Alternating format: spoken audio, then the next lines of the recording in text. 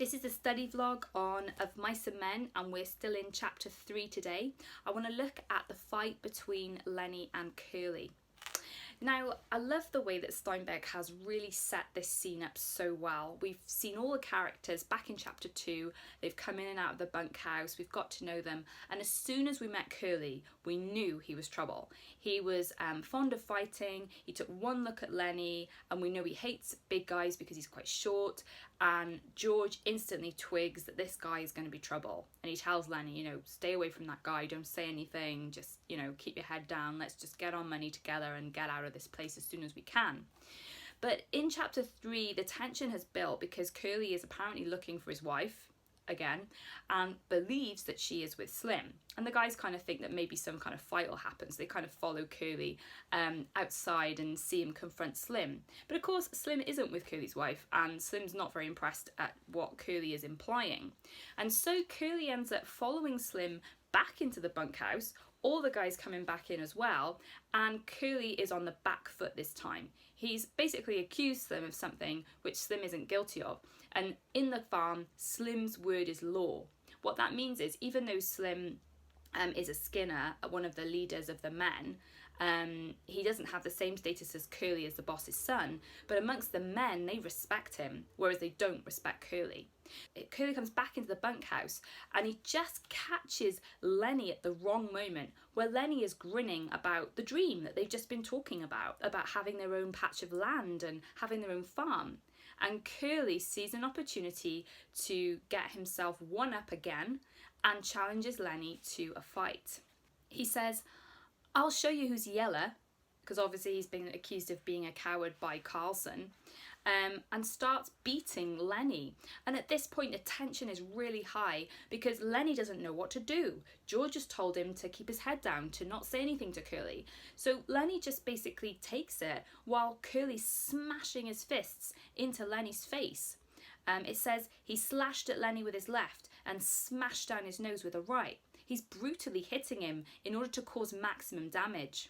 It also says Curly was balanced and poised, which suggests that he's used to fighting, which Lennie isn't. We all know Lennie is very strong, but he's also like a big kid. He doesn't know what's going on, he's not a trained fighter, and he didn't pick this fight with Curly at all. It says Lennie gave a cry of terror. And I think that really shows a sense of sympathy for Lennie here. He's absolutely terrified and frightened in this position. The boss's son is trying to fight him. He says, "George," he cried, "make him let me alone, George." And again, we feel that sense of immediate pity for Lennie. We want Curly to stop hitting him. He backed until he was against the wall, and Curly followed, slugging him in the face. Lennie's hands remained at his sides. He was too frightened to defend himself.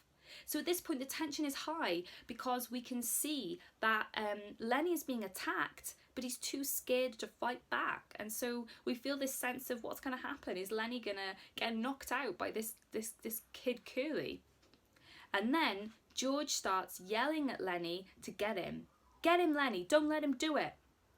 Lennie covered his face with his huge paws and bleated with terror. That imagery suggests he's like an innocent lamb, doesn't it? He cried, "Make him stop, George." Then Curly attacked his stomach and cut off his wind. Slim jumped up. "The dirty little rat," he cried. "I'll get him myself." And then George yells again, "Get him, Lennie." And then at this point, Curly's fist is swinging and Lennie catches it. Now we know from previous accounts that when Lennie's scared, he tends to grip onto something and he doesn't let go. Well, this is exactly what happens. Curly's fist was swinging when Lennie reached for it. The next minute, Curly was flopping like a fish on a line, and his closed fist was lost in Lennie's big hand. Now, in a sudden moment, the balance of power completely changes. And again, this is great for tension and mood and atmosphere here. When Lennie was losing, he was being beaten, suddenly George says, "Fight back." He grabs Curly's fist and wham! Curly is the one flopping like a fish on a line. It's a great image, isn't it, which shows how helpless Curly is when Lennie actually decides to use his powerful strength.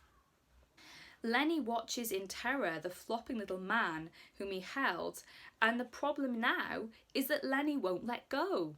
So George begins slapping him in the face to get him to let Curly go. It says Curly was right and shrunken now.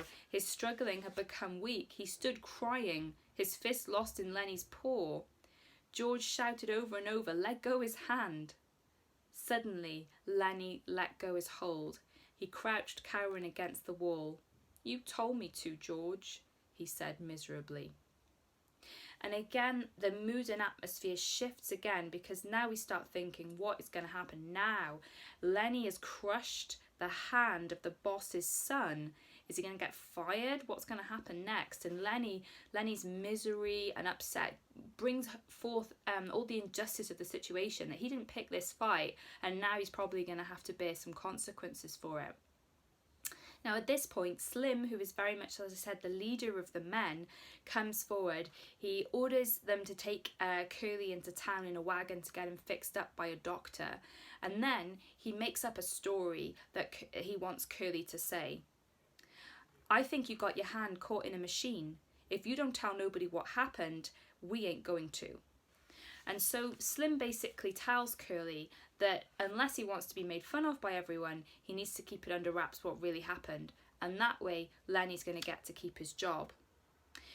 The tension by this point has dissipated, but we are left with an uneasy sense that the dream, which was just being spoken about as something that was nearly going to become a reality with Candy's $450 thrown into the mix, but instantly this fight with Curly has shown why Lennie's such a liability.